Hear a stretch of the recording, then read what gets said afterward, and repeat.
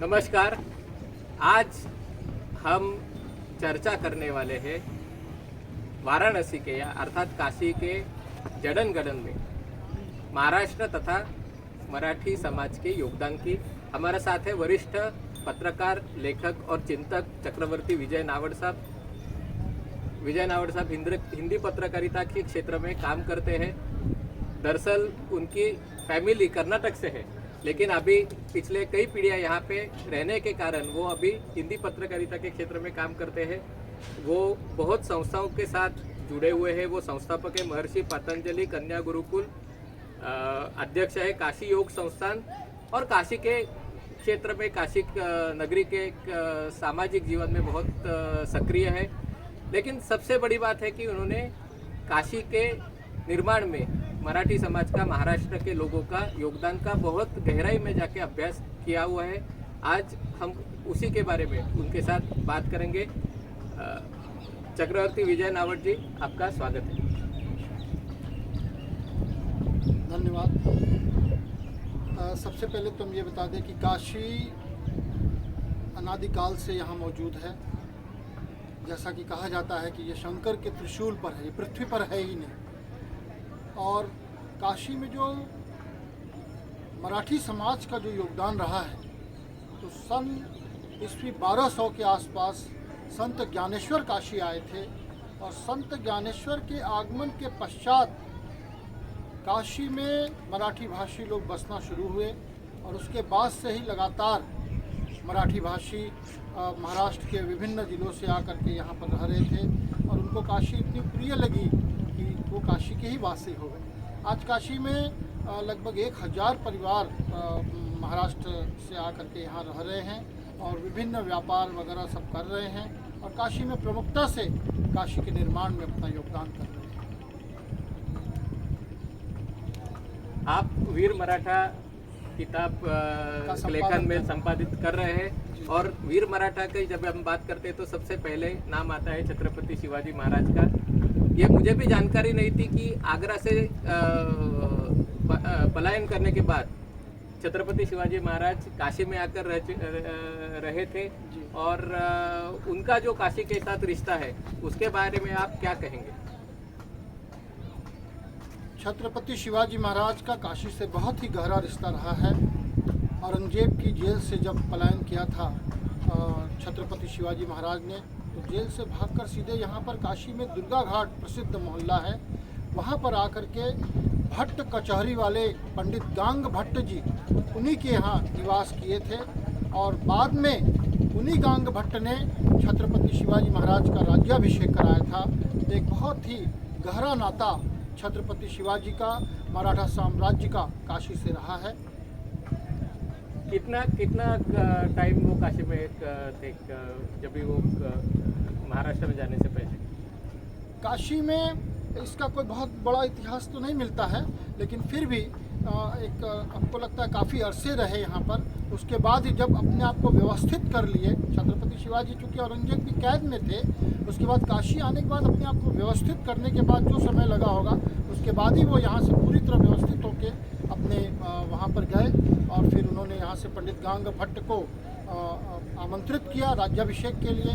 और उस समय ऐसी परिस्थिति थी कि मुगलों का शासन होने के चलते चारों तरफ भय का वातावरण था और काशी के कोई पंडित जाना नहीं चाहते थे राज्याभिषेक के लिए। लेकिन पंडित गांग भट्ट ने जा कर के मुगलों के विपरीत जा कर के छत्रपति शिवाजी का राज्याभिषेक कराया। ये बहुत ही बड़ी बात है।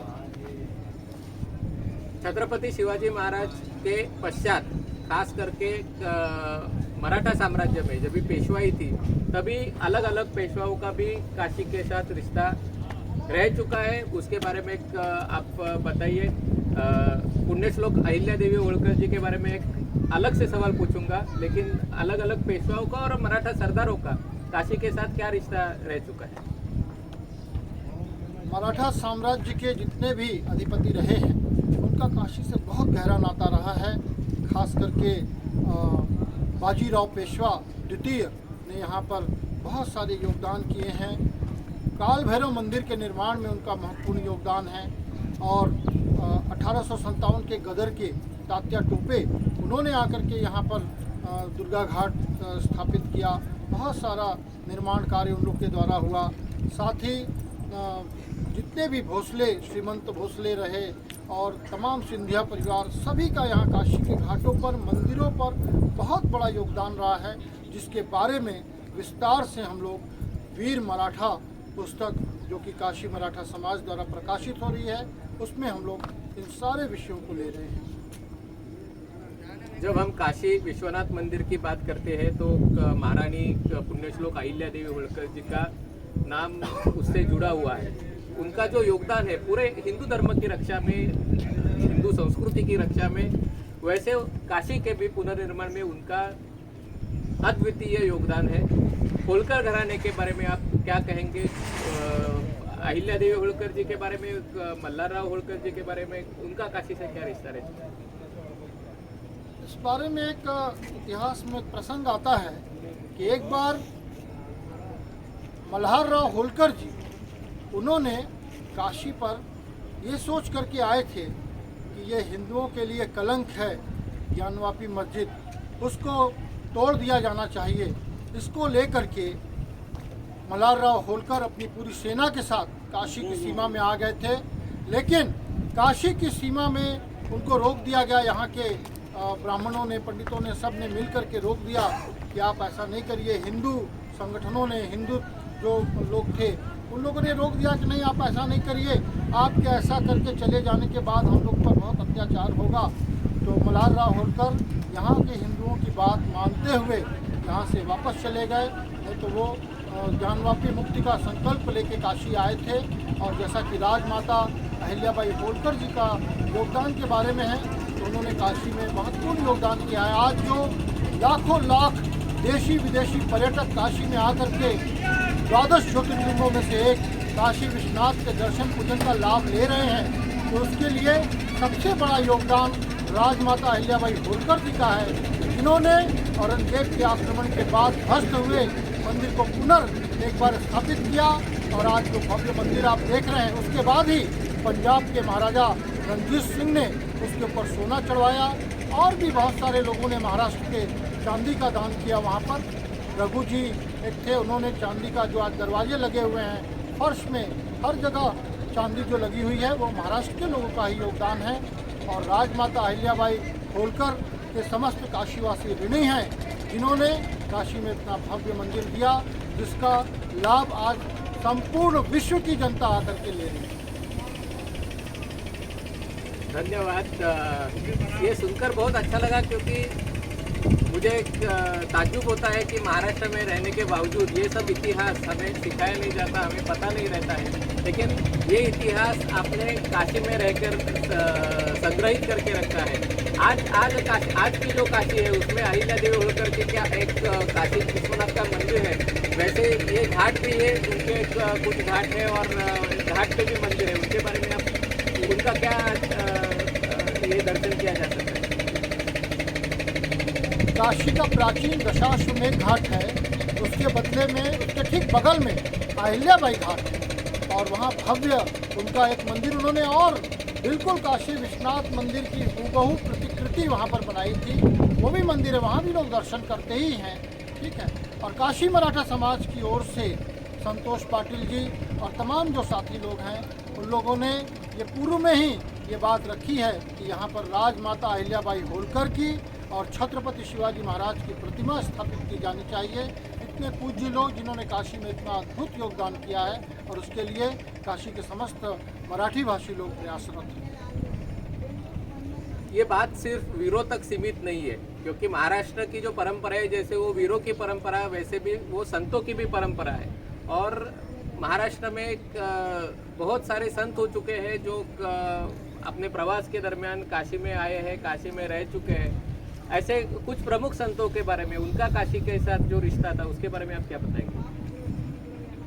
जैसा कि मैंने पूर्व में कहा कि संत ज्ञानेश्वर सबसे पहले आए थे, और उसके बाद बहुत सारे संत काशी में आए। संत नामदेव आए, शिवाजी के गुरु छत्रपति शिवाजी के गुरु समर्थ गुरु रामदास यहाँ काशी में आए, वो भी एक महान संत ही थे।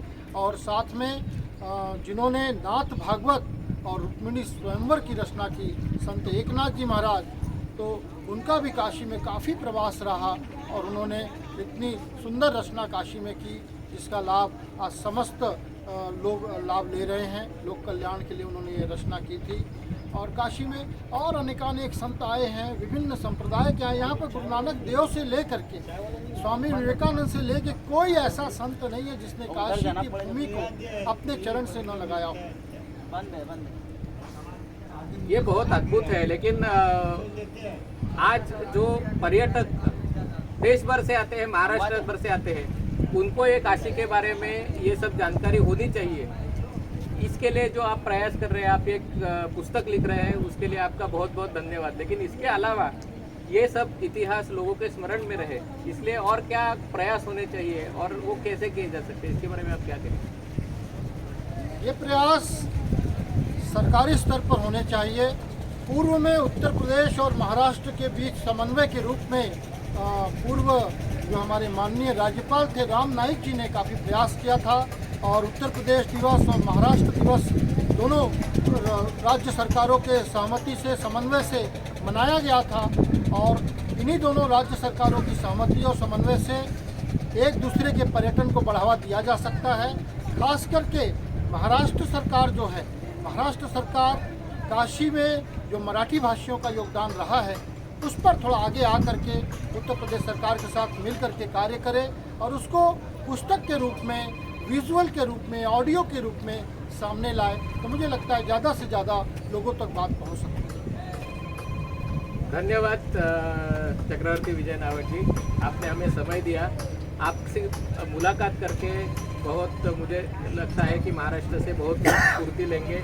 और आप ये जो प्रयास कर रहे हैं वो जैसे ये एक राम सेतु बनाने के लिए एक आपने एक इनिशिएटिव लिया है, बहुत सारे लोगों की इसमें सहायता है और ये सब सहायता होके ये सब हम आगे लेके जा सकेंगे। इसमें महाराष्ट्र सरकार, उत्तर प्रदेश सरकार और अन्य संस्थाएं भी इसमें अपना सहयोग करेंगे। फिर से एक बार धन्यवाद, आपने समय दिया और आप ये जो बहुत अच्छा काम कर रहे हो उसमें थैंक यू, बहुत बहुत धन्यवाद। और मैं यही कहूँगा कि जो काशी के समस्त मराठा समाज के लोग हैं, मराठी भाषी हैं, क्योंकि काशी में मराठा समाज जिनको कि वीर माना जाता है, इसीलिए हम लोग वीर मराठा निकाल रहे हैं, लेकिन मराठी भाषियों का भी अद्भुत योगदान है।